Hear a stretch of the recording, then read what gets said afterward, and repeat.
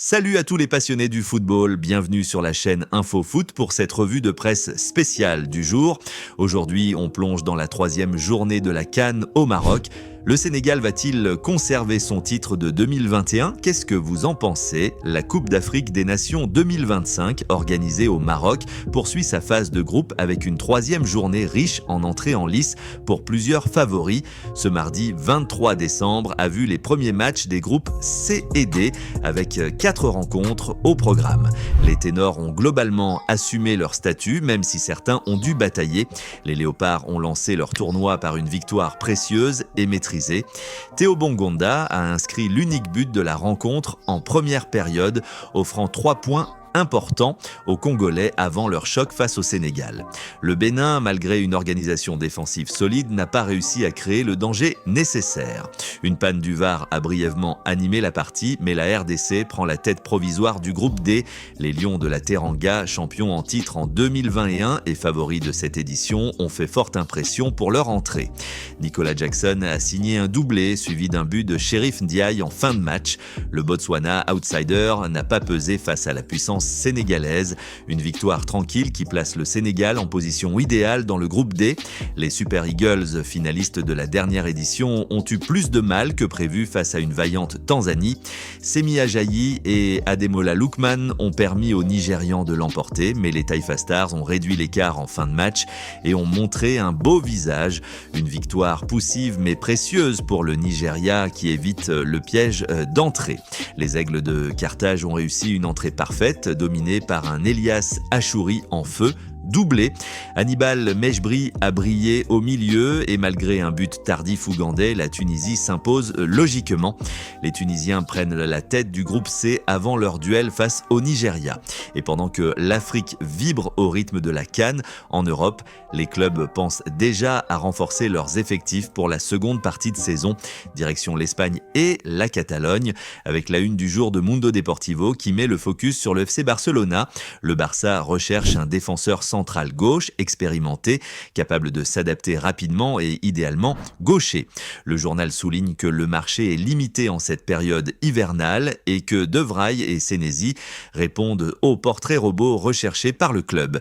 Avec les blessures et les incertitudes en défense, le FC Barcelona veut se renforcer dès janvier pour maintenir sa dynamique en Liga et en compétition européenne. Ce casting montre que le club explore des options réalistes et expérimentées pour solidifier sa charnière centrale sans attendre l'été. Après le Barça qui chasse un défenseur, direction Rome, avec le Corriere dello Sport qui célèbre les nouveaux rois de la Supercopa. L'Inter place le jeune Terzino Marco Palestra en tête de sa liste pour renforcer la couloir droit cet été. Palestra, actuellement en prêt au Cagliari où il brille, appartient à l'Atalanta qui pourrait le rappeler dès janvier. Un dossier à 3 avec Atalanta et Cagliari, similaire à l'affaire Lookman l'été dernier. Conte entre dans l'histoire du Napoli. 2 trophées en 7 mois. Après le Scudetto, il remporte la Supercoppa italienne grâce à une doppietta de David Neres en finale contre Bologna, 2-0.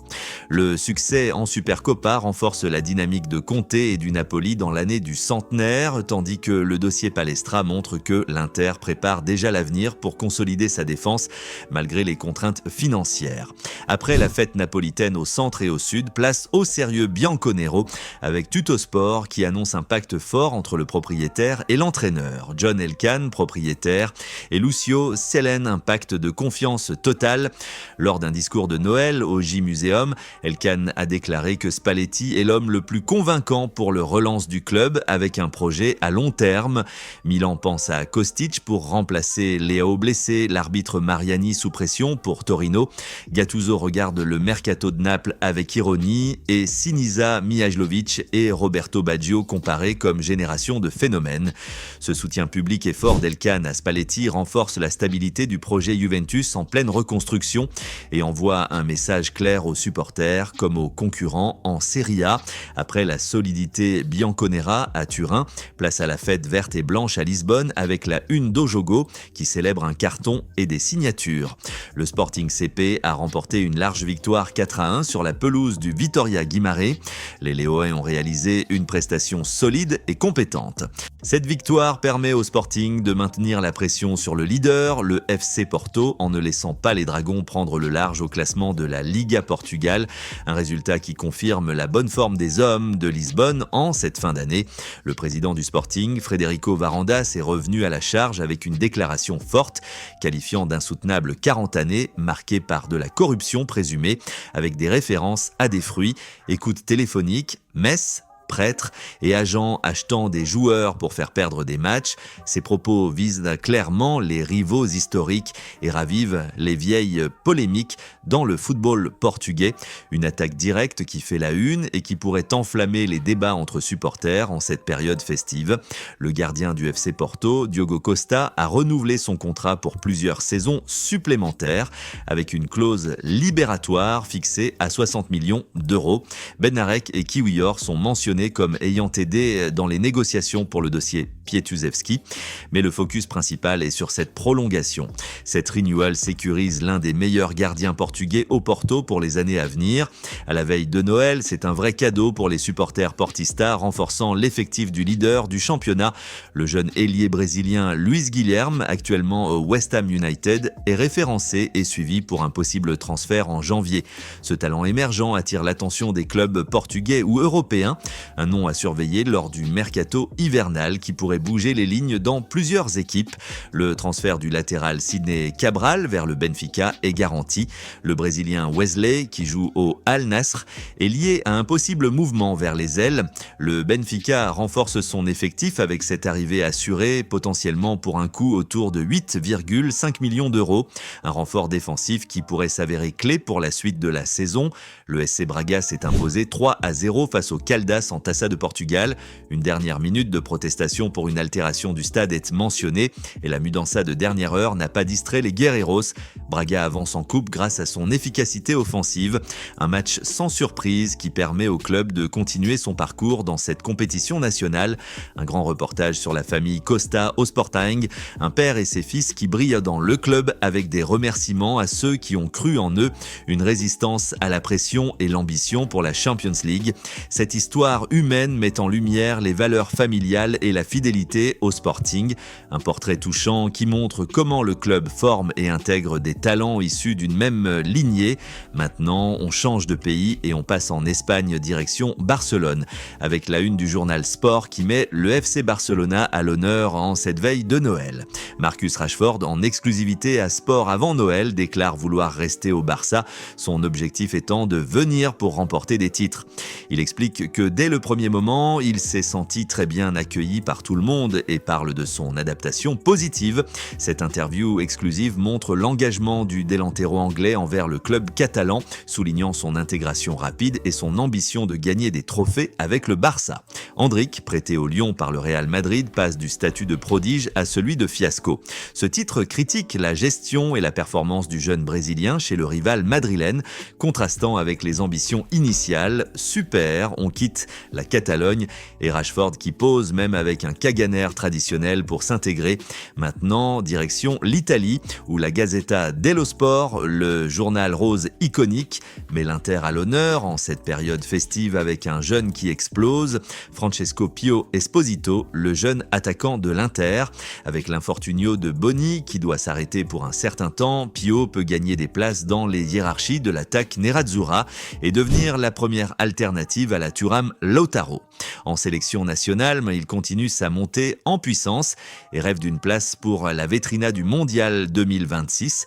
À seulement 20 ans, Pio Esposito représente l'avenir de l'Inter en attaque, avec des caractéristiques différentes des autres options.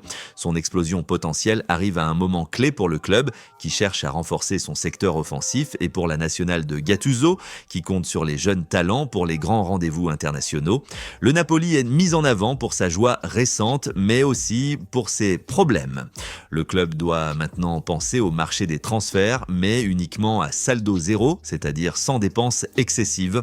En course pour le titre, le Napoli doit gérer intelligemment son budget budget pour rester compétitif en Série A et en Europe, surtout après les performances récentes qui ont apporté de la joie aux tifosi. Raphaël Leao, l'ailier du Milan, n'a pas de fête prévue.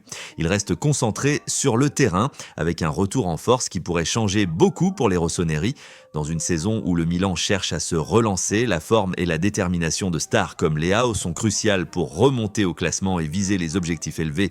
Kenan Yildiz, le jeune talent de la Juventus, est sous les projecteurs avec des détails sur ses conditions physiques.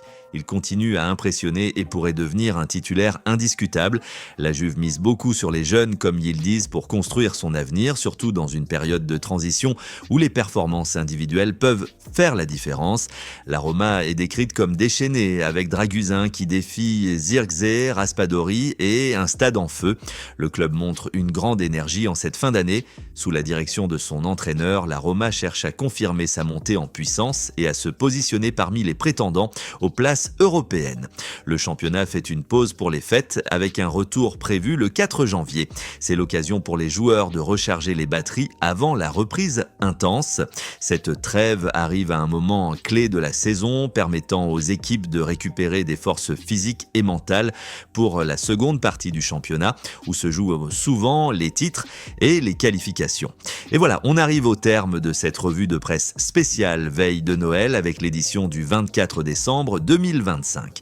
Si cette revue de presse vous a plu, n'oubliez pas le pouce bleu, un petit commentaire pour me dire quel jeune talent vous impressionne le plus en ce moment et surtout abonnez-vous à la chaîne pour ne rater aucune des prochaines vidéos. On se retrouve très vite.